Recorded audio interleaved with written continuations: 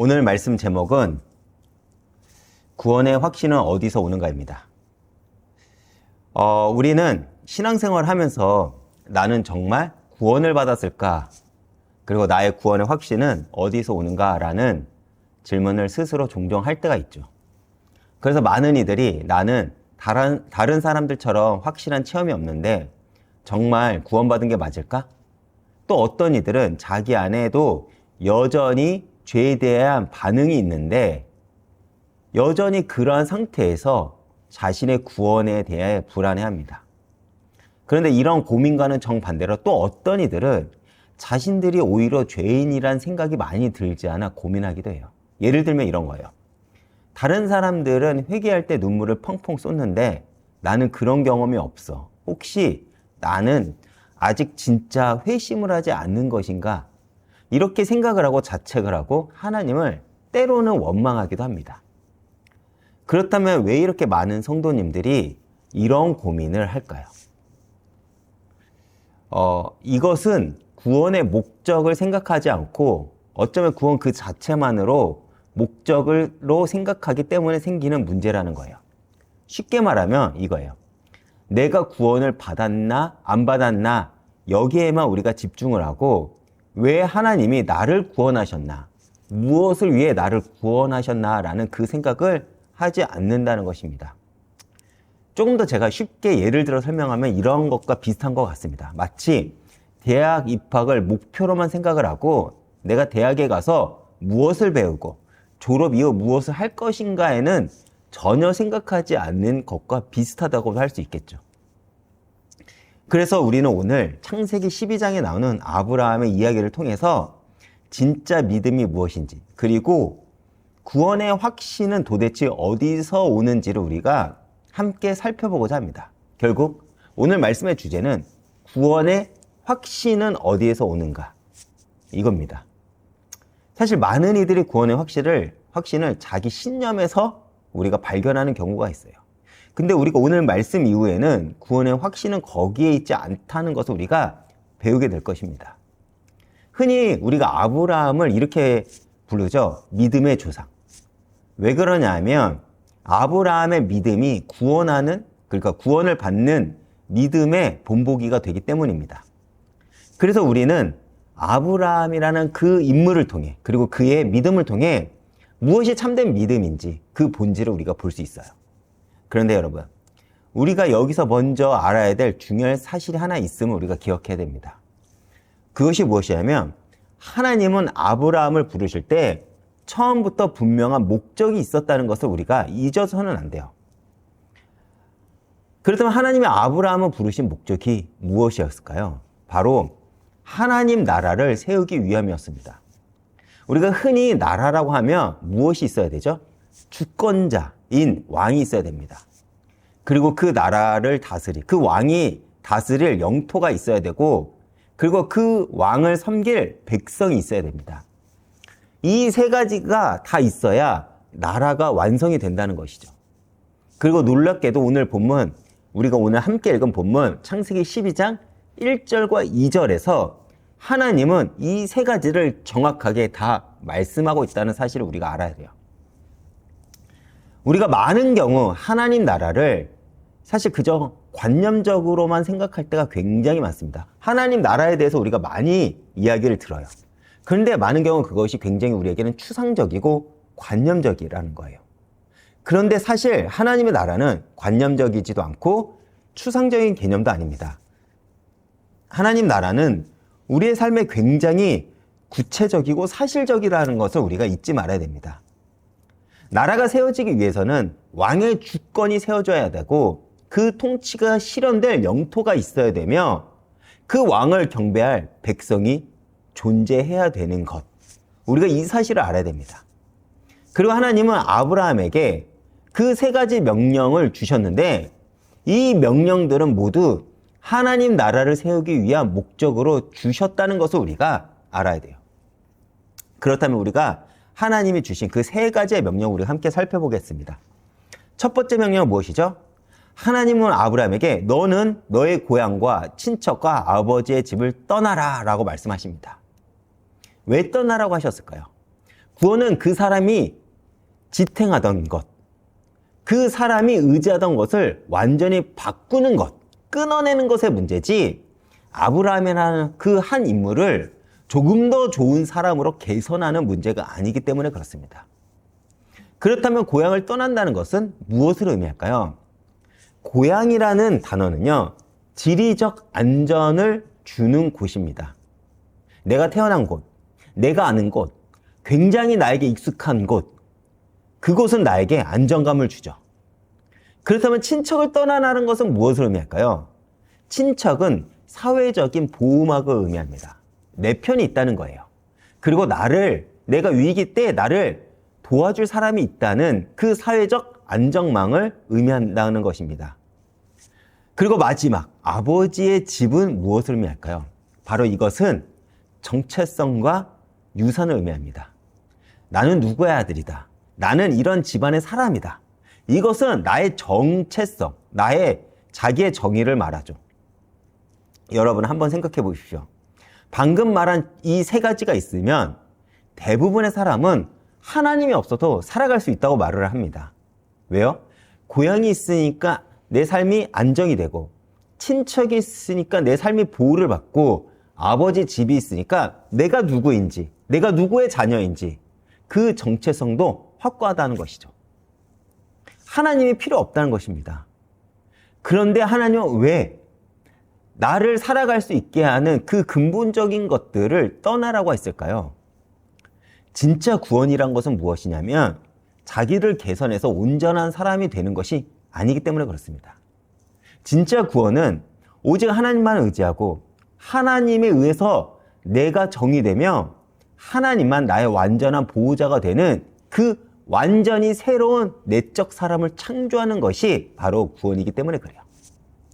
그래서 거짓된 안전과 자기 의지로부터 벗어나서 오직 하나님만 주관하시는 나라로 옮겨가라고 하나님은 지금 아브라함에게 명령을 하고 계시는 것입니다. 다시 말하면 떠나라라. 이 명령은 내 인생의 왕좌에 먼저 들어와서 주인 행세를 하고 있는 거짓 왕을 끌어내라는 것이죠. 내가 의지하는 것들이 먼저 무너져야 그 무너진 자리 위에 비로소 하나님의 주권이 세워지는 것입니다. 떠남으로써 나그네가 된다는 것은 오직 하나님만 바라보아야 하는 그 신분이 되는 것이라는 것이죠. 여러분, 아브라함이 부름을 받았을 때 사실 그는 어디로 갈지 알 바를 몰랐습니다. 그런데 그가 알았던 게 하나가 있어요. 나는 지금 누구와 함께 가는지 그 사실을 알았다는 것입니다. 그 사실을 어떻게 알았죠? 참 나의 왕이고 주인을 만났기 때문입니다. 이것이 하나님의 주권을 세우는 첫 번째 단계라는 거예요. 어쩌면 우리도 마찬가지겠죠. 우리가 예수를 믿는다는 것은 내 인생의 왕좌에 앉아있던 모든 거짓 왕들을 끌어내리는 것입니다. 어떤 사람에게는 돈이 내 왕이었을 수도 있고, 또 어떤 이들에게는 성공이 내 왕이었을 수도 있습니다. 사람들의 안정이 내 왕이 사람들도 있을 거예요. 그런데 예수를 믿는다는 것은 그것들을 다 내려놓고 오직 하나님만 내 인생의 왕으로 모신다는 것, 그것을 의미합니다. 이것이 주권을 세우는 것이라는 것입니다. 그리고 떠나라, 이 명령에 이어서 하나님은요, 두 번째 명령을 아브라함에게 하십니다. 하나님은 아브라함에게 내가 내게 보여줄 땅으로 이제는 가라라고 말씀하세요. 이것은 어떤 의미죠? 주권자가 결정되었어요. 누군지요. 그 주권자가 결정되었으면 이제 그 주권이 행사될 구체적인 영토가 필요합니다. 그래서 그 영토로 가라는 거예요. 즉, 하나님이 통치하시는 땅을 얻어야만 한다는 것이죠. 그렇다면 여러분, 하나님이 아브라함에게 가라고 하신 가나안 땅은 어떤 땅이었을까요? 가나안은 산지입니다. 애굽처럼 나일강이 있어서 물이 풍부한 평지가 아니라는 거예요. 산지라는 것은 하나님만 바라보지 않으면 농사를 지을 수 없는 땅이라는 의미를 가집니다. 비가 오지 않으면 농사를 못 짓기 때문에 그렇죠. 그래서 하나님은 신명기 11장 12절에 가나안 땅에 대해서 이렇게 설명을 하세요. 내 하나님 여호와께서 돌보아 주시는 땅이라 연초부터 연말까지 내 하나님 여호와의 눈이 항상 그 위에 있느니라 라고 설명을 합니다. 그래서 이게 무슨 의미를 가질까요? 하나님과의 관계만 온전하면 그곳에서는 하나님께서 주시는 복과 풍요가 언제나 있다는 말이에요. 반대로 말하면 관계가 온전하지 못하면 우리는 늘 기근과 늘 그 기근에 시달린다는 것이겠죠. 하나님은 아브라함에게 막연하게 그냥 어디든 가라라고 말씀하신 게 아니에요. 내게 보여줄 땅이라고 구체적으로 말씀하셨습니다. 그리고 이 가라라고 하는 명령은 우상이 만연한 가나안 땅 한복판에 하나님의 깃발을 꽂으라는 그 정복하라는 하나님의 명령이기도 합니다. 그런데 이것은 단지 아브라함 개인만의 사명은 아닙니다. 사실 이 땅 전체가 하나님 것이라는 선포이기도 했어요. 왜냐하면 만유의 주제이신 그리스도께서 내 것이다 라고 외치지 않는 땅은 그 어떤 것도 없기 때문에 그렇습니다. 그렇죠. 이 땅 어느 곳이 하나님 것이 아닌 것이 어디 있겠습니까? 그래서 아브라함이 하나님 말씀에 순종하여 그 첫걸음을 내딛었을 때 그것의 의미는 무엇이냐면 잃어버린 에덴을 회복하고 하나님의 통치가 임하는 영토를 확보하는 거룩한 측량과도 같았다는 겁니다. 여러분, 제가 앞서 하나님 나라는 관념적이지도 않고 추상적이지도 않다고 말을 했죠. 그렇게 이것을 영적인 의미로 적용하면 어떻게 되는 것이냐면 이거예요.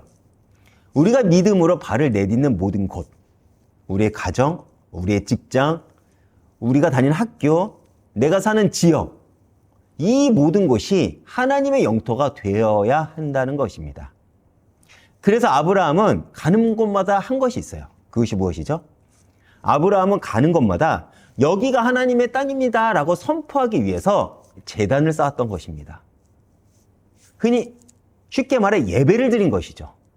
우리가 왜 예배자가 돼야 되냐? 내가 밟는 그 땅이 하나님의 것입니다 라는 것을 우리가 선포하기 위해 내가 먼저 예배자가 되어야 된다는 것을 의미하기도 하죠. 더 나아가 가라라고 하는 이 명령은 죄와 탐욕에 지배하는 땅을 하나님의 공의를 행하는 하나님의 영토로 바꾸어 가라는 그 사명이기도 한 것입니다. 그렇다면 우리도 마찬가지일 거예요. 우리가 있는 그 자리에서 하나님의 통치가 드러나야 됩니다. 어떻게요? 내 가정에서, 내 직장에서, 내가 만나는 사람들과의 그 관계 안에서 하나님의 의와 사랑이 드러나야 됩니다. 내가 먼저 예배자가 되고 내가 먼저 주님 앞에 엎드리며 그 자리를 위해 기도하는 것, 그 사람과의 그 관계 속에서, 그 자리 속에서 하나님의 공의와 사랑이 드러나는 것, 이것이 영토를 넓혀가는 것입니다. 그리고 마지막으로 하나님은 아브라함에게 너는 복이 되라 라고 세 번째 명령을 하시죠. 왜 그렇습니까? 주권과 영토가 있어도 그 나라를 누릴 백성이 없다면 하나님의 나라는 완성되지 않기 때문에 그렇습니다. 아브라함을 떠나게 하시고 가게 하신 그 명령의 궁극적인 목적이 바로 여기 있어요. 하나님은 너는 복이 되라 라고 말씀하시면서 아브라함의 존재 자체를 변화시키는 것, 그것에 하나님은요 목적이 있었다는 것입니다. 여러분, 우리는 여기서 굉장히 중요한 영적인 사실을 볼 수 있어야 돼요. 하나님은요 내가 너에게 복을 주겠다고만 하신 것이 아니에요. 물론 그것도 약속하셨어요. 내가 너에게 복을 주겠다, 이것을 약속하셨다니까요. 그런데 거기서 멈추지 않습니다. 더 나아가 너는 복이 되라 라고 말씀하세요. 복을 받는 것과 내가 복이 되는 것은 완전히 다른 차원입니다. 우리가 한번 세상의 제국들을 한번 생각해 봅시다. 그들은 어떻게 백성을 얻었죠? 칼과 창으로 다른 나라를 정복해서 백성들을 복종시켜 노예로 삼고 자신들의 백성으로 삼았습니다. 다시 말해 두려움과 폭력으로 사람들을 굴복시켰다는 거예요. 그런데 하나님 나라는 정반대의 개념으로 세워집니다. 복의 근원이 되라 라고 하는 그 하나님의 말씀은요, 아브라함이 전하는 하나님은 다른 사람들에게 복의 근원이 되게 하신다라는 것을 의미하기도 합니다. 그런데 여러분, 우리가 그것을 어떻게 할 수 있을까요? 복의 근원.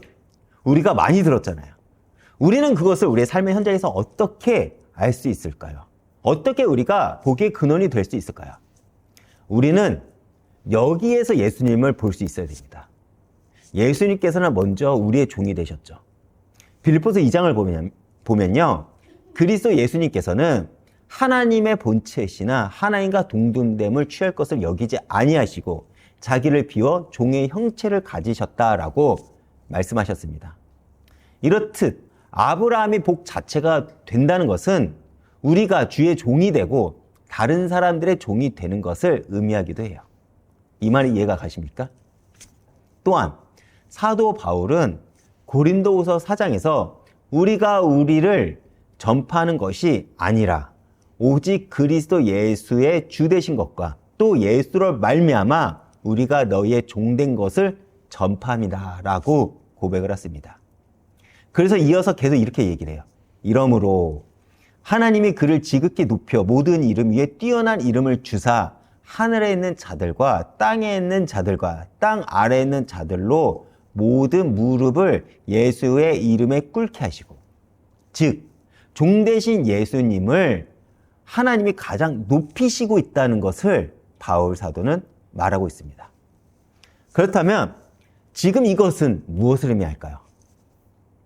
하나님은요, 예수님과 똑같이 우리도 똑같은 방식으로만 영광과 보상을 받게 하신다는 것을 의미해요. 하나님 나라의 백성을 얻는 방법은 내가 높아져야 하는 것이 아니라 내가 낮아서서 주의 종이 되고 사람들을 섬기는 것. 만약 내가 주의 종이 되지 못한다면 그것은 복음으로 우리가 살아가는 방식이 아니라는 것을 의미하기도 하죠. 여러분, 사람들은 무엇을 보고 하나님께 나올까요? 바로 우리가 자기를 위해 살지 않고 주의 종이 된 것을 볼 때, 저 사람을 통해 예수를 보게 된다는 것입니다. 저 사람 왜 저렇게 살까? 저 사람 왜 손해를 보면서 저렇게 정직하게 살까? 왜 저 사람은 저렇게 섬길까? 다른 사람을 섬길까? 이런 질문이 생긴다는 것이죠. 그때 사람들은 우리를 통해 하나님을 보게 됩니다. 내가 복음을 가졌다고 교만한 마음을 가지라는 말이 아니죠. 그러므로 사람을, 정말 한 영혼을 섬길 수 있어야 진짜 하나님의 사랑이라는 것입니다. 내 삶에, 정말 내 기도에 영혼에 대한 그 눈물이 있고 안타까움이 있고 정말 복음이 증거되지 못한 것에 내가 애통함이 있는, 그때 우리가 하나님의 사람이라는 것이 증명이 된다는 것이죠. 아무리 교회 오래 다녀도 자기밖에 모르면 그 사람은 영적으로 여전히 어린아이밖에 되지 않습니다. 성도는 기본적으로 영혼 구원에 관심을 가져야 된다는 것이죠.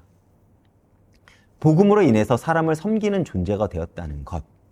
어쩌면 이것이 성도가 되었다는 것을 의미합니다. 그래서 우리가 교회 안에서도 우리가 내가 이곳에서 내가 누리고 내가 높아지는 것이 목적이 아니라 우리가 함께 연합이 되어서 섬기는 자리가 될 때 교회는 비로소 세워진다는 것이죠. 그리고 이것이 하나님께서 백성을 모으시는 방식입니다. 이렇게 우리가 복의 근원이 될 때 비로소 하나님의 백성을 우리는 얻게 될 수 있다는 것입니다.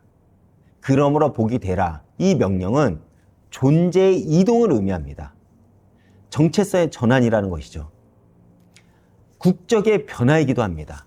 우리는 축복을 받기 위해서가 아니라 축복이 되기 위해서 부르심을 받았다는 사실을 잊지 말아야 돼요. 근데 그 삶의 방법이 뭐냐? 아이러니하게 내가 낮아짐으로부터 시작이 된다는 것입니다. 여러분, 창세기 11장에서 바벨탑 사건이 나오죠. 왜 사람들이 바벨탑을 쌓았죠? 스스로 자기 이름을 내고자, 높아지고 하고자 정말 바벨탑을 세웠습니다. 우리 이름을 내자. 이것이 바벨론의 정신이고 오늘날 세상의 외침입니다. 그런데 하나님의 백성은 어떻죠? 오늘 보면 2절을 보면 이렇게 나왔어요. 내가 너로 큰 민족을 이루고 내게 복을 주어 내 이름을 뭐라고요? 창대하게 하리니. 내가 내 이름을 높이는 것이 아니라 하나님께서 우리의 이름을 높이신다는 것입니다. 성도란 자기 이름을 높이기 위해서 부름받은 자들이 아닙니다. 하나님이 당신의 이름을 우리에게 맡기셨고 그 이름을 위하여 우리를 부르셨다는 사실을 우리는 기억해야 됩니다. 그러므로 성도는 내가 드러나는 것이 아니라 그리스도가 드러나야 되고 존귀하게 여김을 받도록 우리는 복종해야 된다는 것이죠. 왜 그렇습니까? 성도는 오직 예수 그리스도 그 이름 안에 존재하고 그 이름으로 불려지기 때문에 그래요. 이제 말씀을 제가 빠르게 정리하겠습니다. 여러분, 제가 서론 말씀을 시작하면서 우리의 구원의 확신은 어디서 오는가라는 그 질문을 했습니다. 그리고 그 질문에 대한 답을 어쩌면 지금 우리는 이제는 할 수 있을 것 같아요. 왜야? 왜 그렇죠? 구원의 확신이란 내 감정이나 체험에서 오는 것이 아니기 때문에 그렇습니다. 내가 얼마나 죄인인지 느끼는 정도에 오는 것도 어쩌면 아닐 수도 있어요. 물론 내가 얼마나 죄인인지를 자각하는 것은 굉장히 중요합니다. 내가 죄인인 것을 자각을 해야 구원이 시작되기 때문에 그래요. 그러나 그것이 구원의 확신을 가져다 주지 않습니다. 이 말이 이해가 갑니까? 구원의 확신이란 하나님이 나를 왜 부르셨는지, 무엇을 위해 구원하셨는지를 아는 데서부터 오기 때문에 그래요. 내가 구원을 받았다는 그 사실은 내가 죄인임을 자각할 때 오지만 우리의 구원의 확신은 하나님의 부름의 목적을 우리가 발견할 때 얻게 된다는 것입니다. 하나님은 아브라함을 부르실 때 분명한 목적이 있으셨어요. 자신을 보호하던 옛 세계를 떠나서 오직 하나님만을 왕으로 모시는 그 주권을 세우기 위함이었다는 것입니다. 눈을 들어서 약속의 땅으로 나아가서 그분의 통치의 영역을 넓히기 위함입니다. 그리고 마침내 세상에 복이 되어서 잃어버린 영혼들을 하나님의 백성으로 회복시키기 위함이었죠. 그렇다면 우리도 마찬가지일 것입니다. 하나님은 우리를 아브라함과 같이 당신의 나라의 백성으로 삼으셨습니다. 그래서 장차 왕 같은 제사장으로서 그 영광과 보상을 하나님은 우리에게 지금 약속하셨어요. 이것은 아브라함이 걸었던 믿음의 길이고 오늘날 우리를 통해서 완성되어야 할 하나님 나라의 역사입니다. 여러분, 구원의 의미가 무엇인지 조금은 아셨습니까? 구원은 나를 위한 것이 아닌 하나님의 더 큰 계획 안에 내가 들어가 있음을 의미합니다. 그래서 구원이란 하나님 나라를 위한 것이라는 것을 우리가 잊지 말아야 돼요. 내가 편하게 살려고, 내가 천국 가려고, 내가 복 받으려고 예수를 믿는 것이 아니라는 것이죠. 하나님의 주권을 세우고 하나님의 영토를 넓히고 하나님의 백성을 모으기 위해 우리가 부름받았다는 사실을 우리는 잊어서는 안 돼요. 우리가 그것을 잊는 순간 우리는 구원의 확신을 잃어버린다는 것입니다. 이 말씀을 기억하시면서 이와 같이 사람들이 자신을 목적으로 하고 자기를 위한 복음이 횡행하는 이 시대 가운데서 아브라함과 같은 동일한 믿음을 통해서 구원을 확신할 수 있는 여러분들이 되시길 주의 이름으로 축복하겠습니다.